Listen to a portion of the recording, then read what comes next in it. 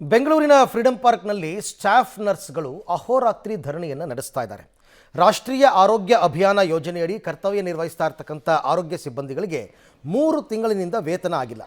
ವೇತನ ಹೆಚ್ಚಳ, ಕಾಯಂಗೊಳಿಸುವಿಕೆ ಸೇರಿ ವಿವಿಧ ಬೇಡಿಕೆಗಳಿಗೆ ಆಗ್ರಹಿಸಿ ಪ್ರತಿಭಟನೆಯನ್ನು ಮಾಡ್ತಾ ಇದ್ದಾರೆ.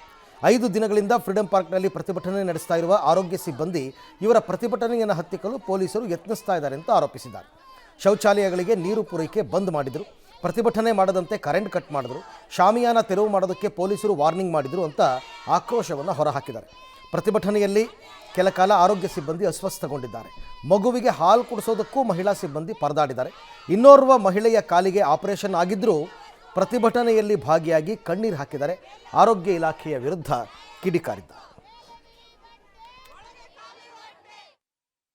ಬೇಡಿಕೆ ನ್ಯಾಯಯುತವಾಗಿದೆ ಸರ್. ನಾವು ಕೇಳ್ತಾ ಇರೋದು, ನಾವೇನು ಅವ್ರಿಗೆ ಭಿಕ್ಷೆ ಕೇಳ್ತಾ ಇಲ್ಲ ಸರ್. ಈ NHM ಬಂದ ಮೇಲೆ ಆರೋಗ್ಯ ಕ್ಷೇತ್ರದಲ್ಲಿ ಎಷ್ಟು ಇಂಪ್ಲಿಮೆಂಟೇಷನ್ ಆಗಿದೆ ಅಂತಂದು ನಿಮಗೆ ಗೊತ್ತಿದೆ ಸರ್. ಕೋವಿಡ್ ಅಂತ ಮಾರಣಾಂತಿಕ ಇದ್ರೊಳಗಡೆ ನಾವು ಕೆಲಸ ಮಾಡಿದೀವಿ. ಅದು ಪ್ರತಿಯೊಂದನ್ನು ನೀವು ಡಾಟಾ ತೆಗೆದು ನೋಡಿದ್ರೆ ನಮ್ಮ ಕರ್ನಾಟಕ ರಾಜ್ಯ ಕೋವಿಡ್ ಅಲ್ಲಿ ಅದನ್ನ ಹೊಡೆದ. ಇದೇ ಫ್ರೀಡಂ ಪಾರ್ಕ್ ಅಲ್ಲಿ ನಾವು ಒಳಗುತ್ತಿಗೆ ನೌಕರರ ಸಂಘದಿಂದ 40 ದಿನಗಳ ಕಾಲ ಇದೇ ಸ್ಟ್ರೈಕ್ ಅಲ್ಲಿ ನಾವು ಎಲ್ಲರೂ ಭಾಗಿಯಾಗಿದ್ವು ಸರ್. DK ಶಿವಕುಮಾರ್ ಸರ್ ಮತ್ತೆ ದಿನೇಶ್ ಗುಂಡೂರಾವ್ ಸರ್ ಬಂದು ಹೇಳಿದ್ರು ಸರ್, ಇದೇ ಪಾರ್ಕಲ್ಲಿ ಖುದ್ದಾಗಿ ಹೇಳಿದರು, ನನ್ನ ಸರ್ಕಾರ ಬರಲಿ, ನಾನು ನಿಮ್ಮ ಬೇಡಿಕೆಗಳನ್ನು ಈಡೇರಿಸ್ಕೊಡ್ತೀನಿ ಅಂತ. ದಯವಿಟ್ಟು ಅವರಿಬ್ಬರು ಇಲ್ಲಿ ಬಂದು ನಮ್ಮ ಮುಖಗಳನ್ನ ನೋಡಬೇಕು ಸರ್.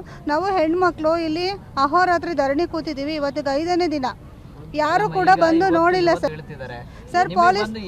ಪೊಲೀಸ್ ಅವರು ಸೂಚನೆ ಕೊಟ್ಟಿದ್ದಾರೆ. ಆದರೆ ನಮ್ಮ ಸಂಘದ ಅಧ್ಯಕ್ಷರು, ಪದಾಧಿಕಾರಿಗಳು ಅವ್ರಿಗೆ ಹೋಗಿ ನಾವು ಕೈ ಮುಗಿದು ಕಾಲು ಹಿಡಿದು ರಿಕ್ವೆಸ್ಟ್ ಮಾಡ್ಕೊತಿದ್ದೀವಿ ಸರ್. ಆ ಪೊಲೀಸ್